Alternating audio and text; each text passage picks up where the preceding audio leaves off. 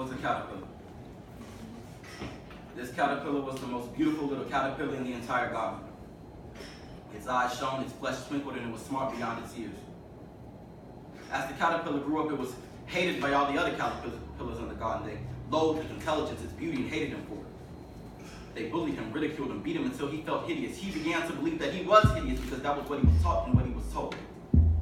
And as he evolved into a beautiful butterfly, he still felt ugly. We, as caterpillars in a pale garden, are taught by children, adults, politicians, police officers, and every other position you can fathom that we are ugly. That our skin complexion far outweighs our talent, and our talent is only as good as our leaders tell us they can be. We are picked at so-called random to be searched and stopped on the streets, pulled over because the car may not be ours. Officers in blue and white stain our melanin and fuchsia bruises and tell us to get over it. When terror strikes our community, we are scared to call because everyone's life is in danger. What will it take for an officer to recognize that a crime is not obligatory to ethnicity? And what will it take for people in places of authority to realize that we have done nothing to deserve this abuse, this hatred, this injustice, and we are sick and tired of being sick and tired.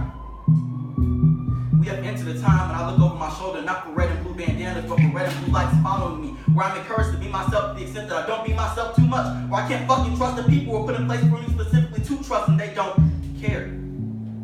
They don't give a fuck about me or my community. How can you serve and protect when you arrive after the crime, and who will protect us from the Lucifers who hold badges on their hearts and guns to mine? And what can we do?